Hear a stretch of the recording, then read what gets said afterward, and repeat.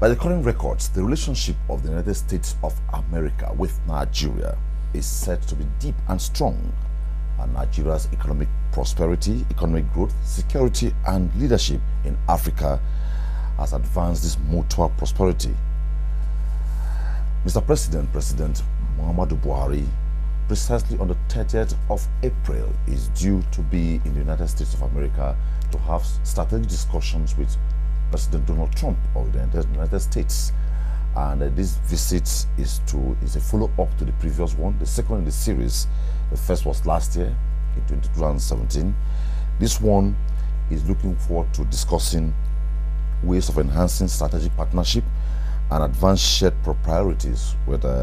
This was disclosed by the White House spokesperson, Sarah Sanders, in a statement recently.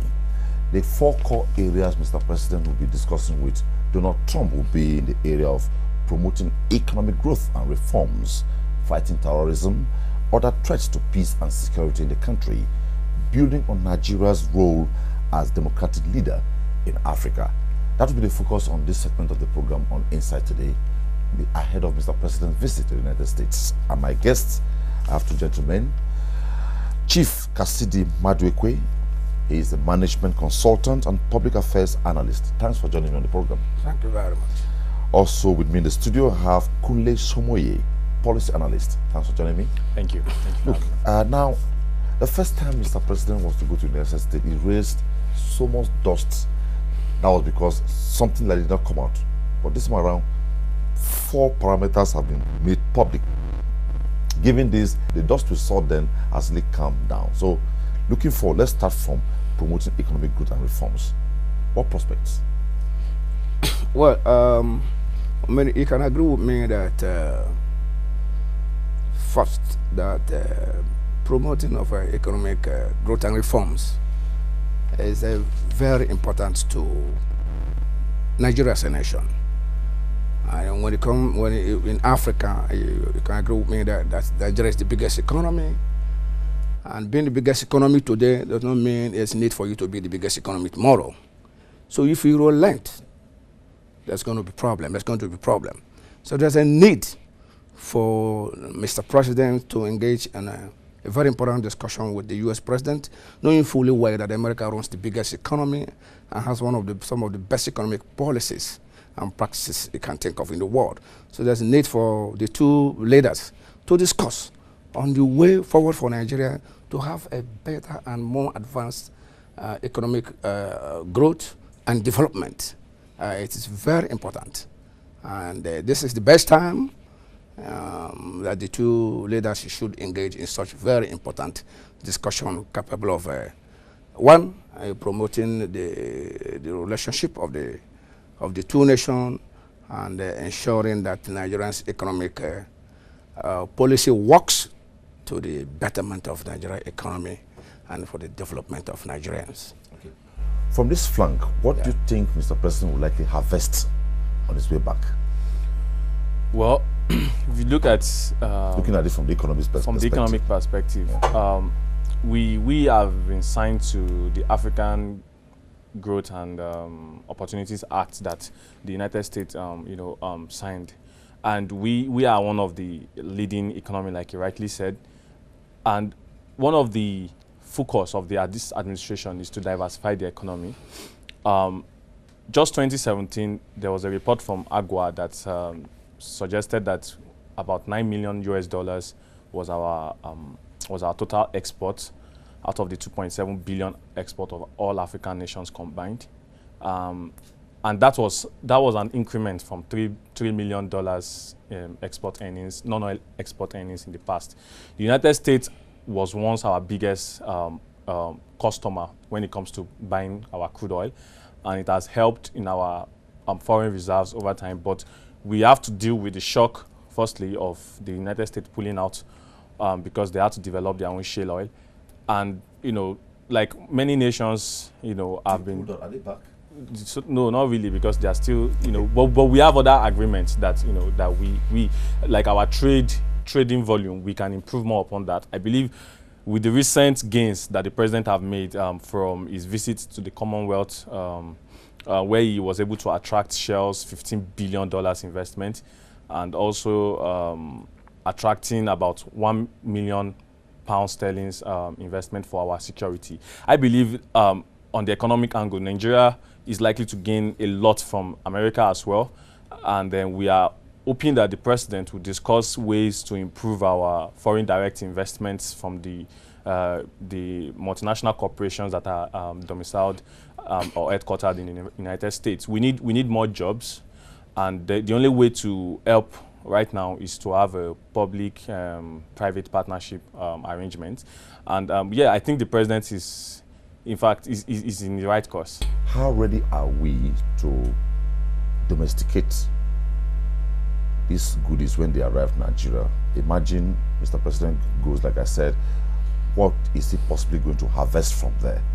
And one of the things that happens after such visits, the U.S.-Nigeria Binational Commission held last year, they came up with a couple of MOUs, which timelines have been given, and these timelines may likely be part of what Mr. President will be doing in the United States, tied to economic issues now.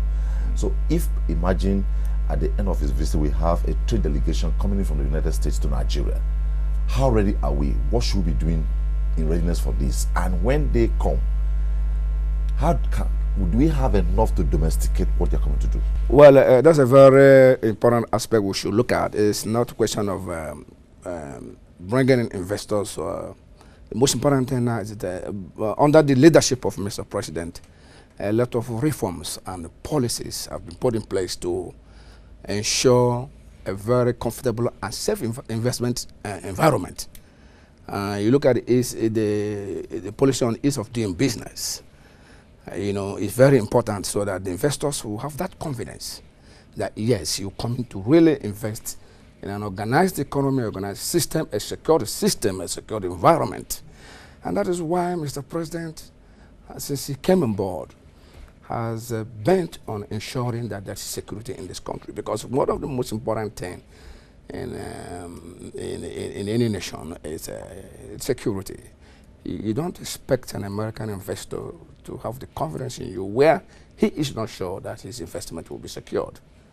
And secondly, you don't expect a foreign investor to come to a nation where the policies will be so constraining for him to run his business. So this is why the governments have deemed it very important to institute ease of doing business policies, and it's working. That aspect is covered.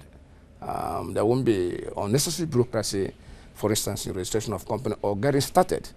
That area has been taken care of, and the president, out of the tenacity of purpose, have ensured that at least there's a very high level of security in the nation. If the nation is not secured, yes, investment will be challenged. Definitely. Now, that happens to be one of the areas they are going to be meeting with President Donald Trump, fighting terrorism, other threats to peace and security in the country. So we can see already from the implementation of the TSA, that's the Treasury Single Account, the government has been able to block so many leakages. I'm sure there is still some errors of margin. No one is perfect, but the federal government have been able to, boost the morale of the foreign investors in a way that they can see that firstly, these guys, that's Nigerians, they have a robust foreign reserves, which was not as the case in the past where it was depleted. And one of the indicators that the investors look at is, of course, when I'm putting my money in this country, what is my exit? What's my my exit plan? And once they're able to see that, definitely they will come in. And one of the things that also give them confidence is the state relationship, represented by the head of state, which is the president and the Trump. When investors who sees the two leaders, talk on matters relating to the economy and security, I mean, it gives them confidence enough to know that yes, the country is eventually ready. Building on Nigeria's role as a democratic leader in Africa, that is another area they are going to look at. What prospects? Nigeria is the biggest democracy in Africa. It's like a father of other nations in Africa. And other nations look upon Nigeria on a lot of things, on so many things. And if we have a dented democracy or a distorted democracy, definitely it's going to affect other nations. So there's need for a proper discussion to be held on that, so that Nigeria will be stable in its democratic practice, so that nothing at all will dent it. Because, like I said earlier, if Nigerian democracy has problem, African democracy will be affected. I can recall vividly some years back where an African leader, one of the African leaders said, if Nigeria sneezes, the rest of Africa will catch cold. Yeah. If anything happens to Nigerian democracy, it's going to be a calamity to African democratic growth. The biggest democracies, and we don't live up to uphold the tenets of what it takes: transparency, orderliness, good governance, zero to corruption. Will it work? Even if we sneeze, will they catch cold? Fine. Thank you for that question. And that is why, if you look at this administration, the way this administration is doing its things is quite different from the previous administration. There are so many things that must be put on ground in order to ensure a healthy democracy, a healthy economy, and a healthy partnership or friendship or relation with other nations. If you then get those things done, you have a problem. For instance, if you don't cleanse yourself of a severe corruption like we've been experiencing in this country for a very long time, excessive leakages, inconsistency in policies, dishonesty and greed, it will be a problem. So this is why, one of the reasons why this government should be encouraged. Mr. President has bent on laying this foundation, cleansing the rots, so that there will be a very stainless and honest platforms where these things, where democracy can build on and survive. If you don't get first thing first, before you build a house, you clear the ground, you lay the foundations. If you don't want the house to collapse, the foundations must be very strong. So you do everything possible to lay a very solid foundation that will be capable of holding your house, as long as you want that house to be. And that is what Mr. President is doing to ensure that he clears ground, he lays a very comfortable environment to ensure that Nigeria will not have problems, so that it will not affect other African Let's share nations. the perspective of Shomoye. Well, firstly, when we talk about democracy, we can't ignore election. Election season is here, 2019 is here, and there are instances where, That also leads me to this. I'm sorry to interrupt you. Some opinion say that he's heading to the United States because they go and negotiate towards 2019. Could that be true? No. The United States is a bastion of democracy all over the world, and Nigeria is just like the United States in Africa. The way our influence is all over the other African nations. We have been involved in so many peacekeeping missions. In fact, as a matter of fact, it's one of the reasons why we've been added to the United Nations Security Council as a member. And we have earned our respect, despite our, of course, infallibility.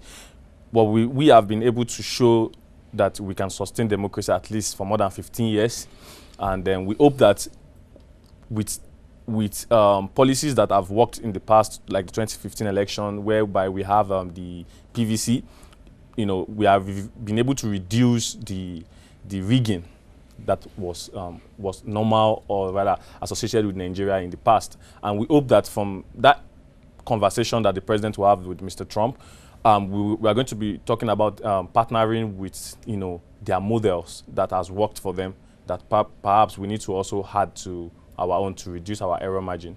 And there's a lot more we can discuss that has to do with how we can also help other warring nations currently in Africa. Okay, just somewhere I met an argument where they were talking about Mr. President's planned visit to the United States, and they said it could be this part of it is to cheer him up and to also discuss possible ways he will reinforce the anti-corruption war in Africa, being the ambassador who has been given that recognition and position by the African Union to lead the fighting against corruption in Africa. Could that be part of the problem? Yeah, it will be. First, when Mr. President came on board and started clamoring for war against anti-corruption, people thought he was joking. So many people did not believe that he's going to achieve this tremendous result in the war against corruption so far. And he has taken the fight outside even the shore of Africa, of Nigeria, is not only ensuring that Nigeria will be corruption-free, but also ensuring that other nations within the West African sub-region are also corruption-free. And the whole world is beginning to really appreciate Mr. President. His tenacity of purpose and zeal to ensure that corruption is forced to its nails. And it's yielding results. Some of the nations who thought this man have just come to say, I'll fight corruption, let's see how he's going to, how far he will go, have seen it. I've seen the handwriting on the wall. I've seen it live, that yes, it is working. Well, that Mr. President really have achieved a lot in the war against corruption and the blocking of leakages. If you look at it, the amount of success the anti-graft agencies have recorded since Mr. President came on board, it's amazing. Okay. And every right-thinking leader in the world who is against corruption must fall in love with Mr. President. He's not only Mr. Ambassador of war against corruption, but he is Mr. Honesty and Mr. Integrity. Okay. You cannot take that away from President Muhammadu Buhari. The last African peer review mechanism, it is chaired by, it's an initiative by the African Union, chaired by Uhuru Kenyatta, the president of Kenya. He talked about the fact that most African nations are really leapfrogged in some sectors: anti-corruption, ICT, public governance, procurement, and that one of the things he said then in Ethiopia, Addis Ababa, was the fact that it was time that Africans looked inwards and do less dependence on the developed worlds and other factors. So, coming from this perspective, a number of persons, each time Mr. President is traveling, I'll play politics with it. Should we still play politics with this kind of a visit? No, I don't think so. Firstly, you used an analogy of having a foundation, getting it right, and building on it. Firstly, what we had was termites eating at the foundation. Yeah. And it's important that we understand. Human termites, right? Yes, human termites, or snakes. So the strategy that the president employed is one of the unique strategy that other people are looking at, which is, of course, to put the burden of proof on the alleged looters instead of going through the tedious process of postponing till eternity, that we don't get both convictions or both the money back. Yes, when we talk about other African nations and their attitude towards corruption, it has been the major reason why Africa had not leapfrogged to where she ought to be. And if you look at the policies that the president had done back here, it can be replicated elsewhere. In the way of the TSA, for example, most of these countries have so much leakages in their revenue and in their expenditures, because there is no database or a central account that can be accounted for, so to speak. In Nigeria, in the past, we have NNPC having over 700 accounts, so as in just one agency, and everything now is being limited to one account from the federal government directly. That way, you can trace the money. I'm not saying everything is completely better, but I'm telling you that it's way better than the way it used to be. Yes. So, coasting home now, what hope, what word of your assurance do you have for all of us who are either apathetic about Mr. President's visit, playing politics with it? Is it all about building Nigeria or depleting Nigeria? Fine. Thank you very much. I will call on my fellow Nigerians to first support and pray for Mr. President. This is one of the most modest and purposeful presidents we have had in our history, and he meant well for this country. There's no need of playing politics for an issue that will be beneficial to every Nigerian. And every Nigerian, including myself, is praying to see Nigeria of our dream. And Nigeria of our dream is Nigeria that will be free from corruption. Nigeria of our dream is Nigeria where you have the basic amenities. Nigeria of our dream is Nigeria where we see that the resources that is meant for the majority will not be meant for the few, as it has been the case before now. So the activities or the visits of Mr. President to the United States is a welcome development, because it's going to usher in a lot of things that will be beneficial to every Nigerian. It might not be immediate. The problem with Nigerians is that you want every problem to be solved within a twinkle of an eye. I've said it time without number that the damage done to this country was not done in 4 years. And anybody who is expecting Mr. President to correct the issue with the twinkle of an eye, he must be joking, must be mischievous. Maybe we'll allow Chimoye if he's okay. Just a few words. Well, even from the statement from the White House, it shows that there is the United States now respect us, because they said the President Trump is looking forward to discussing ways to enhance our strategic. The word "our" shows that, of course, they look at us as partners, our strategic partnership, and to discuss ways to also improve on our shared priorities, which of course is the promoting our economic growth and reforms. And we've discussed the reforms in the case of the ease of doing business and other policies that have not been mentioned yet. And of course, the security that is both the challenge, not just in Nigeria, in the Maghreb region, and also in the United States. So, thank you so much, gentlemen. Thank you so much. I believe that for those who were a bit doubtful about Mr. President's visit, your session or your line of thought would have brought us to speed on what are the prospects of this visit.